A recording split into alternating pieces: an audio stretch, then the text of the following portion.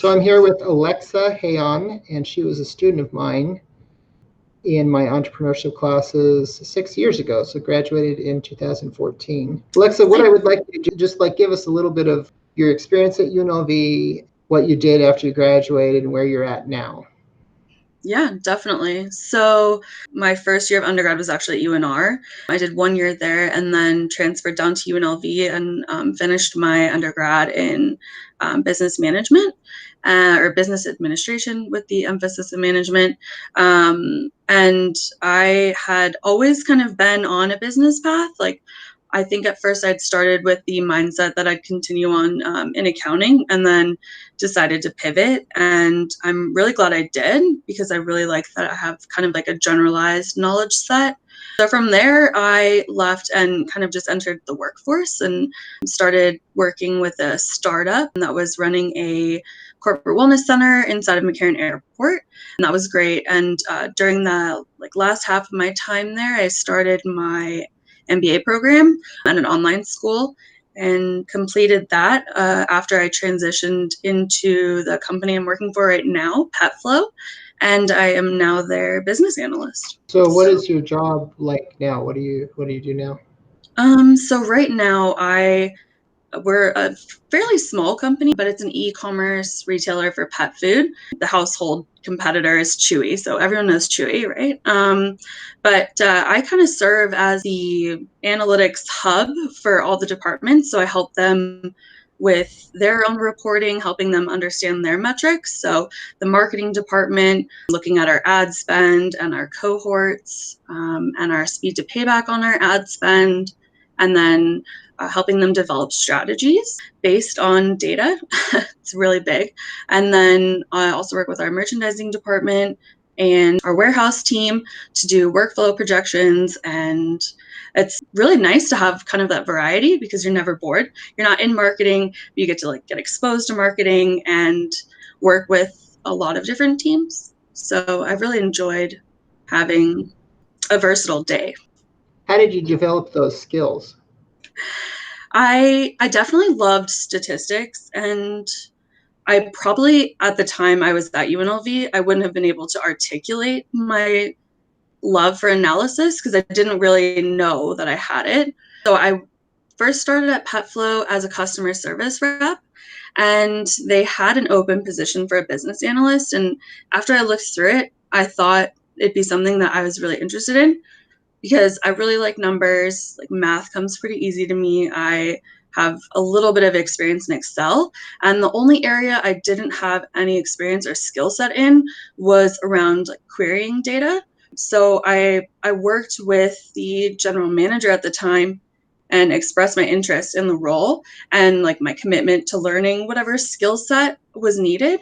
And so he actually let me spend time during my workday learning SQL and playing around in our database so that I kind of had paid time to learn a skill set. But I think the other side of that was really challenging was there was no one to kind of help facilitate that learning. So it was probably a lot more time spent on it than needed to be, but still a great learning experience overall. What do you think your goals are going forward? I'm not quite certain on a specific career path or anything like that. I know I love analysis. I love technology. And more recently, I've been just trying to learn as much as I can about what the future of technology looks like and trying to develop a sense of inspiration for where I want to go next. And is it more on the tech side? Do I want to be more technical, or do I want to continue down more a generalized path? So we were talking a little bit before we started the video about background. So your major was management. You had some choices on electives. What influenced you to be interested in entrepreneurship? I grew up with a father who is, if you asked him what his job was, he'd probably tell you he was an entrepreneur, a lifelong entrepreneur. And even though I didn't appreciate what he did growing up, I think it always intrigued me. And I always grew up with family members that would always reiterate to me to never work for somebody and always work for myself. Now, I don't always like believe that I have to be a business owner to be successful or to be like fulfilled, but I definitely grew up around business. So I love that energy and that spirit and that passion. And I think learning more about what goes into that was kind of like what piqued my curiosity. What kind of classes help prepare you for some of the things that you've had to do so far in your career? Honestly, I think lean business, that's probably the one class I was the most engaged in. You're probably one of the only professors that knew my name and we've stayed in touch.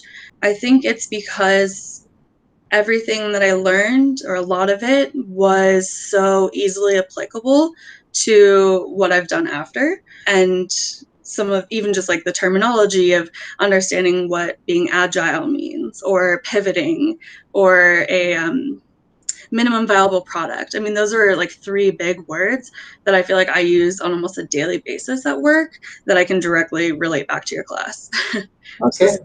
yeah. Well, that always makes me feel good. Yeah. Right. Good. So what do you do now? One of the things that I try to emphasize to students is, and this might be related to my own experience. I mean, sometimes people think, oh, you have a PhD, you know a lot of stuff. And I really feel like there's so much that I don't know. And I feel like we all have to keep learning. So college isn't about where you learn, it's just like the start of it. So what do you do now to keep learning about your field and in entrepreneurship and innovation in general? It's a good question. I think a lot of different places as it relates to my own job. I have Google News alerts set up, so I get things coming into my inbox.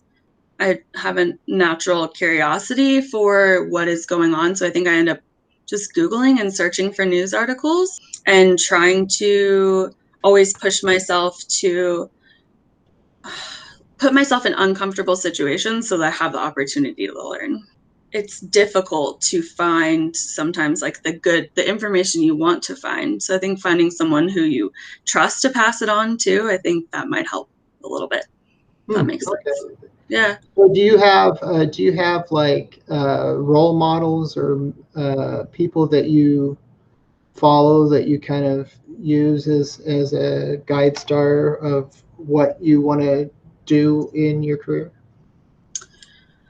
Not necessarily for what I want to do in my career yet because I don't really know, but I followed for like such a long time like Richard Branson and Uh-huh. like other really big leaders and just Uh-huh. I think I take a little bit from everyone and I try really hard to have like um, an awareness of like what I want or what I find value in from like other traits of other leaders. And at work, I work directly with our product manager. And I think she's been a really big role model for me just in the way that our jobs are very different, but she's very well organized, she's very thoughtful actually, and how she looks at everything. So I've learned a lot from her, and I really appreciate that about myself that I can kind of take things from people like where I see Uh-huh. that it might help. Cool. So do you have like a specific experience or that since graduating that has seemed kind of like an aha moment where you learned something from someone or from some experience that you could share? Um,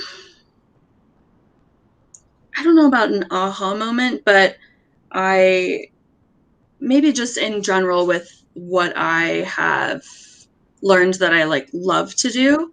Mm-hmm.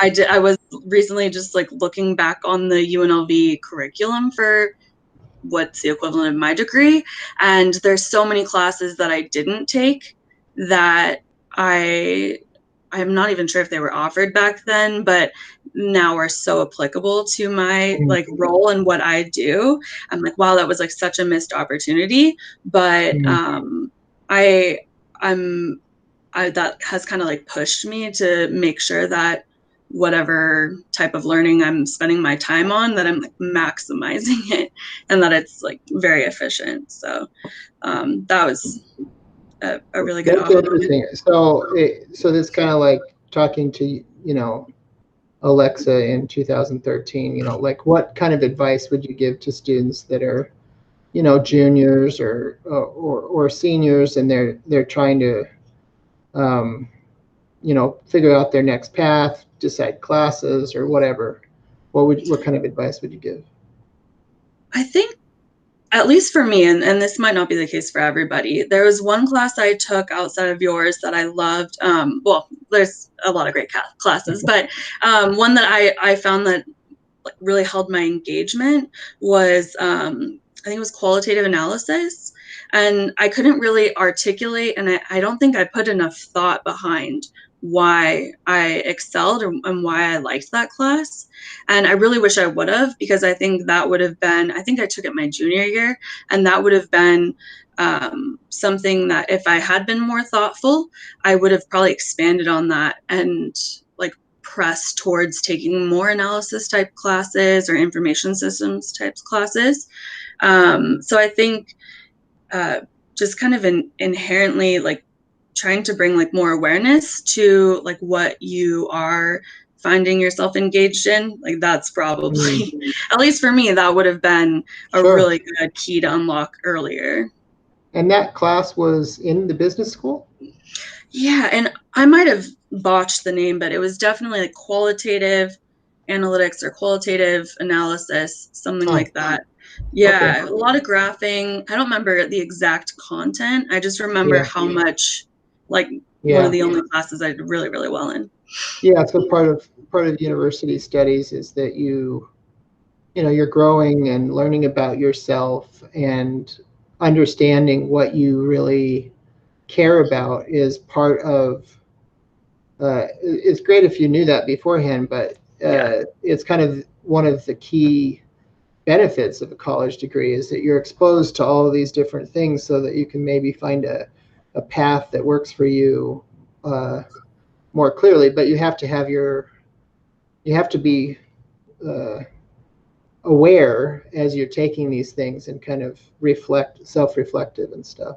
So Yeah, definitely. But on the flip side, if I had kind of drilled down into a more defined path, then maybe I wouldn't be where I am today. And maybe I wouldn't have been as valuable because I think I am really versatile in my skill set. So, sure. because I have a little bit of finance, a little bit of econ, Yeah. kind of here and there. So, it kind of, I don't know, it's serendipitous. Sure. Any other advice that you would have for students to help them along their way? I would say, and I'm not sure if this is something that like you share the belief on, but I actually see value in taking your time, and I definitely rushed through college as much as I could and packed in as much credits, and I don't think that was beneficial for me to actually like digest the information.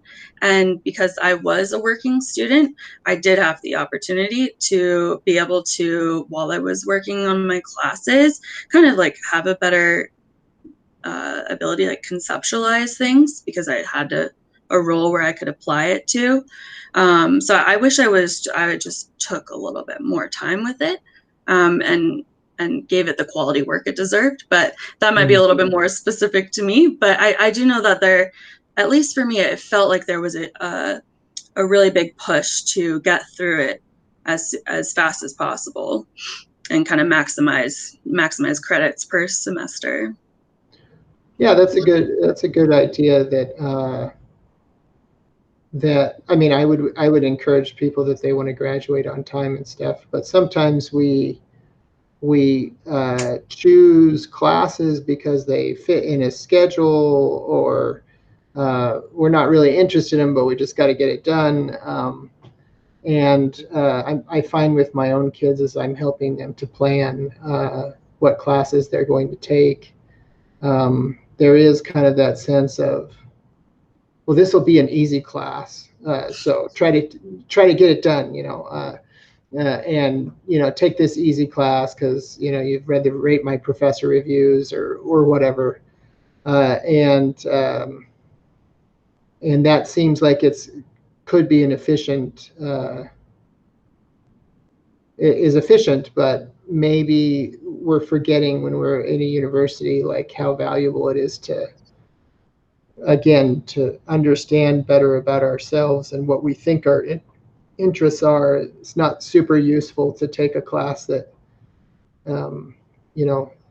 if you have a choice that doesn't seem to interest you in some way. So yeah, definitely. I mean, there's always nuances to it, but yeah, like if you can find anything you're like slightly passionate about, it'll make it a lot less painful. The long study nights, yeah. Yeah. All right. Well, I really appreciate you talking with me, Alexa. I think it's useful to have the perspective of someone who's been out of school for a little bit of time. I recently interviewed another student, Jonathan Lopez. I don't know if he was around the time you graduated, but I think it's helpful to have students or ex-students, former students that can give their perspective, and appreciate your time taking the time to interview with me. So yeah, definitely. yeah. No, I appreciate it. It's been great to like keep in touch, and like I just always want to be like a resource to students too, because I know how daunting it can be to have a lot of uncertainty. Yeah, and that's something that I encourage my students to do, is to reach out to people who may be 5 steps ahead of you on the path that you think you want to take, and get some advice specific to that path. And so you're a great resource if people want to reach out. You're available on LinkedIn and stuff. Yeah, definitely. You can share my Yeah, LinkedIn and all that. So cool. yeah. So